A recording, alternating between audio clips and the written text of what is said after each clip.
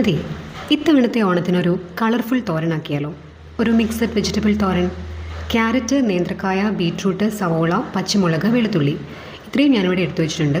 ഇനി നമുക്കൊരു പാൻ ചൂടായി അതിലേക്ക് എണ്ണ ഒഴിച്ച് കടുക് പൊട്ടിച്ചെടുക്കാം. അതിലേക്ക് നമുക്ക് അരിഞ്ഞു വെച്ചിരിക്കുന്ന സവോളയും പച്ചമുളകും ചേർത്തിട്ട് നന്നായിട്ടൊന്ന് വഴറ്റിയെടുക്കാം. ഉപ്പ് ചേർത്തിട്ടാണ് ഞാനിവിടെ സവോള വഴറ്റിയെടുക്കുന്നത്. ഇനി ഇത് ഇവിടെ നിന്ന് കുക്കാവട്ടെ. ആ സമയം കൊണ്ട് നമുക്ക് വെജിറ്റബിൾസ് ഒന്ന് കട്ട് ചെയ്തിട്ട് വരാം.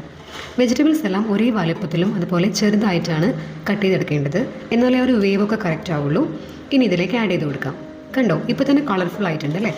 ഇനി നന്നായിട്ടൊന്ന് മിക്സ് ചെയ്ത് ഇത് വേവാൻ ആവശ്യമായിട്ടുള്ള വെള്ളവും ചേർത്തിട്ടൊന്ന് അടച്ചു വെച്ചിട്ട് കുക്ക് ചെയ്തെടുക്കാം. ഇതേ കണ്ടോ, വെള്ളമൊക്കെ വറ്റി ആവശ്യത്തിന് കുക്കായി വന്നിട്ടുണ്ട്. ഒരുപാട് വെന്ത് കുഴഞ്ഞു പോരുത്.